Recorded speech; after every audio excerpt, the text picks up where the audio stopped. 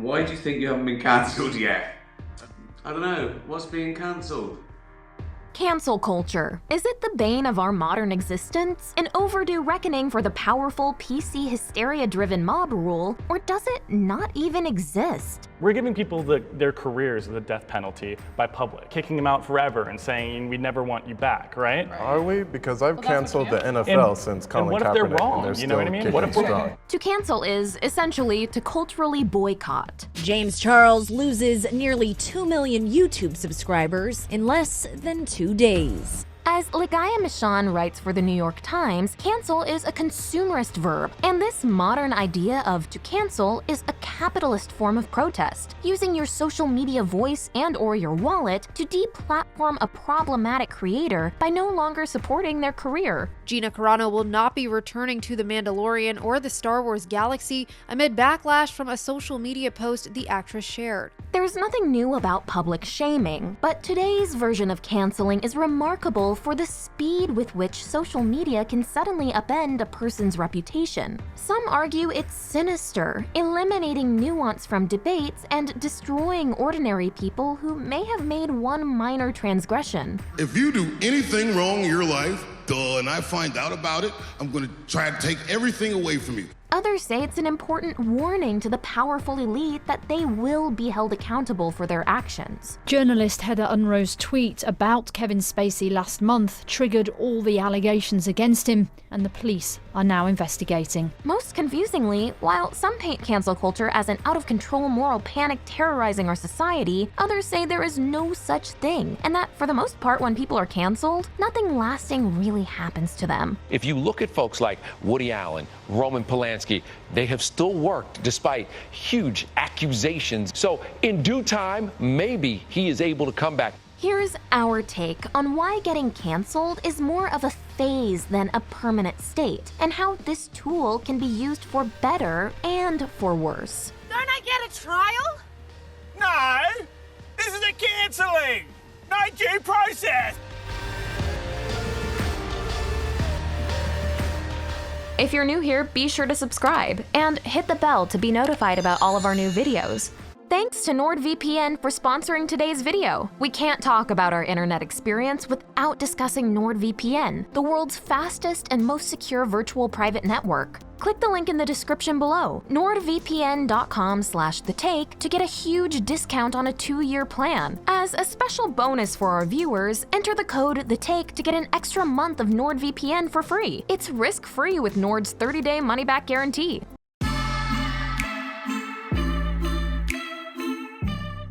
You know, when we watch courtroom dramas, we tend to identify with the kind-hearted defense attorney that give us the power, and we become like hanging judges. Vox's Asia Romano traces the first usage of the modern cancel term to Wesley Snipes' drug kingpin Nino in 1991's New Jack City. You're a murderer, Nino!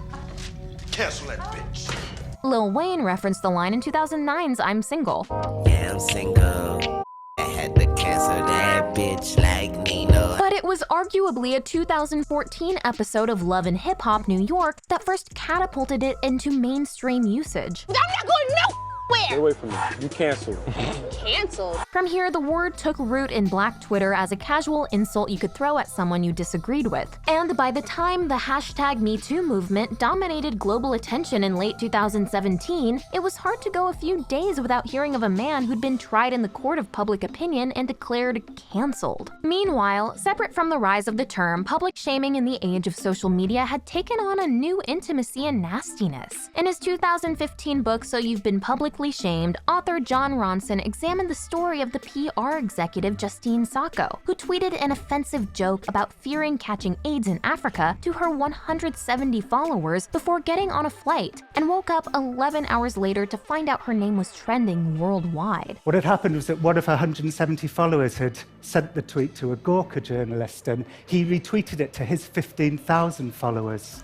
And then it was like a bolt of lightning. Rosanna McLaughlin argues that the Justine Sacco story was the birth of cancel culture. That Sacco eventually lost her job, her life deemed irreparably ruined by her one tweet, was illustrative of the unique, somewhat terrifying power social media could wield. Because while she slept, Twitter took control of her life and dismantled it piece by piece. The Black Mirror episode Hated in the Nation, which was directly influenced by Ronson's book, makes this idea literal. It's like an unpopularity contest. Pick someone you don't like, and if enough other people choose the same name, then that's who gets targeted. The hashtag #DeathToo becomes a trigger word for a swarm of killer robotic bees, and thus the threat of public shaming via Twitter is elevated to a threat to life. Most popular target will be eliminated after 5 p.m. each day. The episode also comments on how easy it can feel to jump on the online hate train without thinking of the target of the vitriol as a human being. Death to Joe Powers. It's a hashtag game, you know, like Death to. You insert the name of someone who's been an arsehole. It's not real. The main criticism leveled against public shaming on social media is that often the punishment doesn't fit the crime. A sense of proportion can be lost, as anyone who once said or wrote something regrettable is lumped in with those who committed objectively wrong or heinous crimes. Telling a stupid joke is a long, long ways away from taking your out at work. And the purist mentality of cancel culture doesn't allow for much complexity. The world is messy. There are ambiguities. People who do really good stuff have flaws.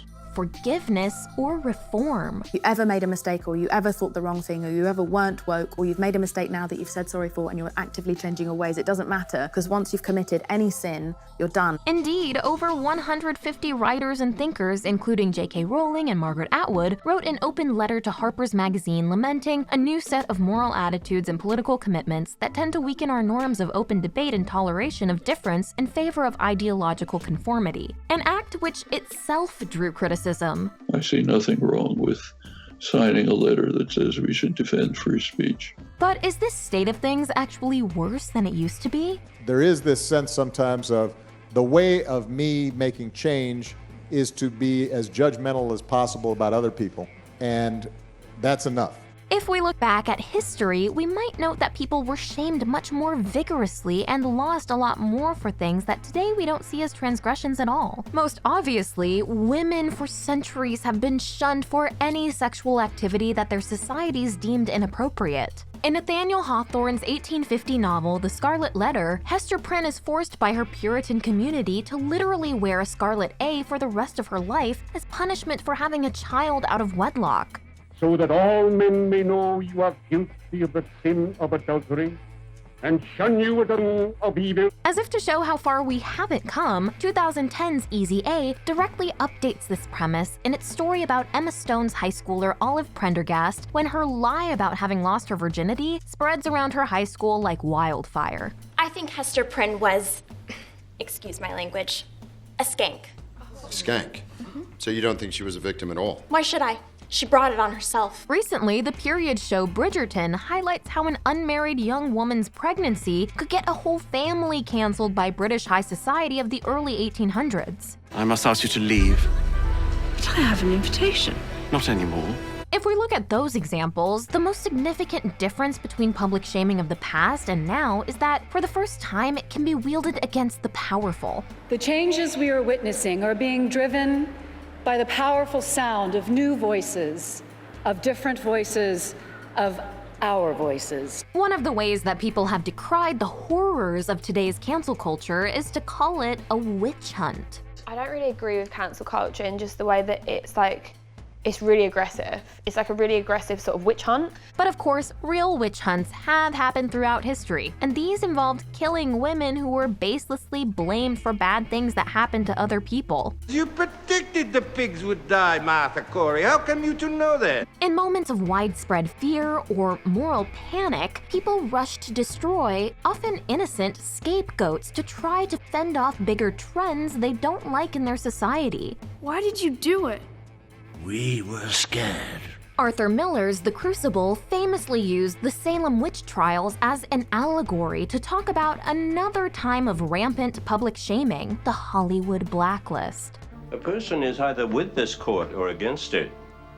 There be no road between. Miller himself refused to name names before the House Un-American Activities Committee, who were attempting to root out a perceived communist threat in the film industry in the late 40s and 50s. Are you now? Have you ever been a member of the Communist Party? During this time, many members of the entertainment industry were subject to the things cancel culture is accused of inflicting today: public humiliation, loss of employment, and even criminal charges, just for holding or appearing to hold incorrect political views. Fire Dalton Trumbo and the rest of them, or you got pickets, headlines, and boycotts. We will put you right out of business. But while critics of cancel culture may hark back to these examples, evidence suggests that getting canceled today is nowhere near as extreme in its consequences. How you gonna cancel me? 20 awards on the mantelpiece, pyramid stage at Glastonbury. In more cases than not, getting canceled is not a permanent state, but just a step in a cycle. As an influencer, when you grow a following, you will either say or do something that people might not like. So for today's Compact Challenge, you guys will be filming your very own apology videos. One which is often followed by redemption. I just hope it was a step forward. It moved things forward for me, made me think about a lot. I hope I become a better person. Even Justine Sacco has continued to maintain a successful career in her industry, and in 2019 was rehired by the very same company who fired her over her tweet. The whole idea of cancel culture is satirized by Search Party, when the character Elliot is outed for lying that he's a cancer survivor. No, I didn't have cancer. Now everybody knows it. I'm sorry. At first, it seems like Elliot's professional life is over, but almost immediately he lands a lucrative book deal. My agent's selling a memoir about my life as a liar. After the whole episode is quickly forgotten, he goes on to multiple new phases of greater success in his career. Amazon's The Boys also mocks this cycle of cancellation to redemption through superhero The Deep, whose career goes on hiatus after his transgressions against women are made public. I'm gonna need you to make a public apology, and you're going to be taking a sabbatical from the Seven. What? As The Deep is groomed to reclaim his position in the public eye, the show draws attention to how carefully stage managed these apparent falls from and returns to grace can be. Team take two, Alpha Mark. Starlight, I hope you can forgive me. It's harder to sell. Gisela, yeah? It's a little hard. Perfect, let's do that. There are some targets of cancel culture who have no comeback trail, but crucially, this is because, while their downfall may have begun with public outcry, they were charged with or convicted of actual crimes in our justice system. Weinstein, once one of the most powerful men in Hollywood, is in custody tonight. This is so important because the court of public opinion can be so fickle and allow for relatively easy redemptions. Thus, it shouldn't be the primary place where people are held accountable for the most significant transgressions.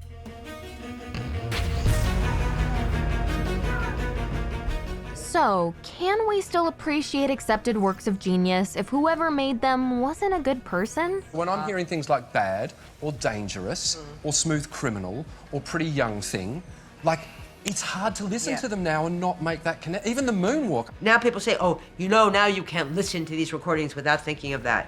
I think, well, you can't, but I can. While it may be a simple choice not to support the ongoing career of a current creator we disapprove of, once we start to evaluate all art by the moral uprightness of the artist, the territory gets murky very quickly. If we look back at the best writers or creators of the past, it may be difficult to find many who live up to today's standards. They're trying to cancel John Wayne. They're like, did you hear what he said in that interview in Playboy in 1970? He was born in 1907. And when it comes to filmmakers like Roman Polanski or Woody Allen, who've been disowned by many today, is there a difference between supporting what they're making right now versus still appreciating their classic works, which are still widely considered an influential part of the film canon? Often audiences will engage in a kind of cognitive dissonance to continue enjoying the work of people they know have done bad things. And the reason everybody's so upset is because R. Kelly and Michael Jackson make great music. You know, if I found out Macklemore did some weird stuff, I'd be happy to free up the space on my iPhone. Arguably, because all these questions are so complex, the responsibility for enforcing these cancellations should lie not with the individual consumer, but with the industries that have supported them, in some cases, for far too long. As part of a new policy against hateful content and conduct, R. Kelly will be the first artist to have music removed from Spotify-owned playlists.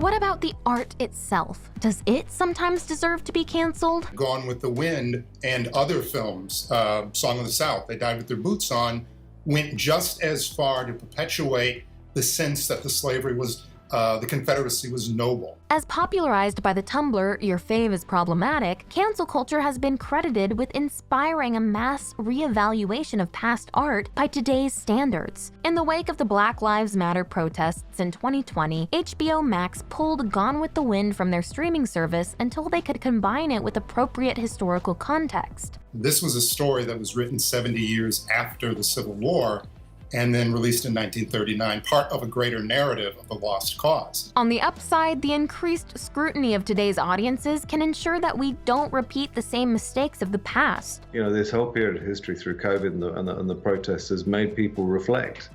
And I'm sure, you know, many people will do things differently from now on. But totally removing episodes, shows, or movies with problematic aspects can also feel like a way of erasing history in a way that, in some cases, is self-serving for creators. And I don't believe that Hollywood should be scrubbing these shows. People need to see these stories. They need to understand the mistakes that Hollywood made. Moreover, this leads to a debate around whether art must be subject to rigid moral rules. If you start saying, oh, we mustn't criticize or offend them, then humor's gone.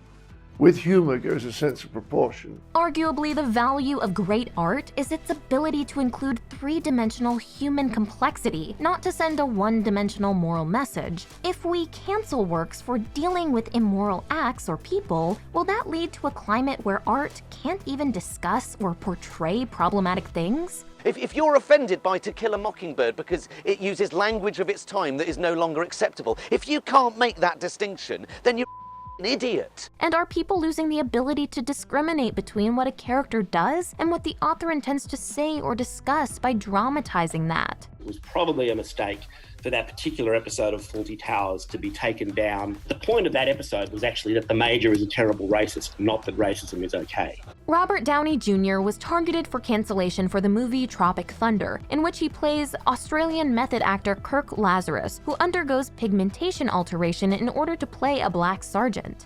I don't believe you people. What do you mean, you people?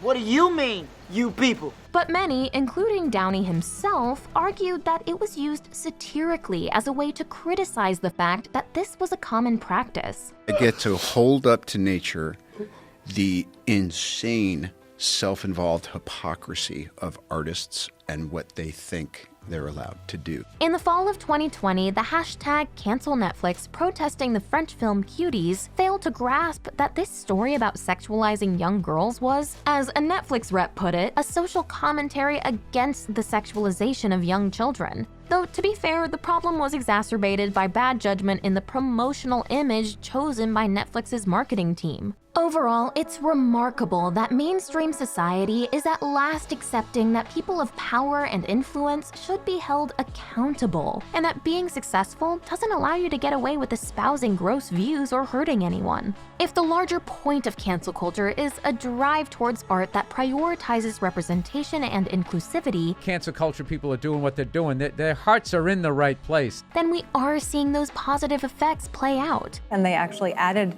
the ability to track by gender in the script. It was something that got integrated into the process of making our movies. Comedies like The Good Place, Schitt's Creek, and Ted Lasso have drawn praise for managing to be funny without being offensive and while prioritizing inclusivity.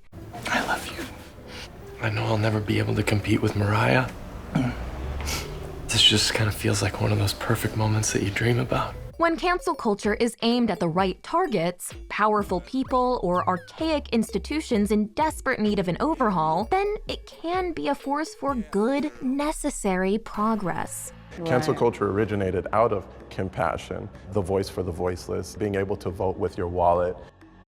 Hi everyone, I'm Susanna. I'm Deborah, and we're the creators of The Take. Please subscribe and tell us what you want our take on next. This video is brought to you by NordVPN, the ultimate resource in internet security. In this age of cancel culture, NordVPN is all about protecting your privacy and freedom online. They keep your online activity totally secure by encrypting your data so it's never seen by prying eyes. Plus, with this VPN, you never have to choose between security and quality. NordVPN's lightning-fast connection has no limits on speed or bandwidth. You can stream and download your favorite content without interruptions anytime, anywhere, on any device. Click the link in the description below, nordvpn.com/thetake, to get a huge discount on a 2-year plan, and enter the code THETAKE to get an extra month of NordVPN for free. It's risk-free with Nord's 30-day money-back guarantee.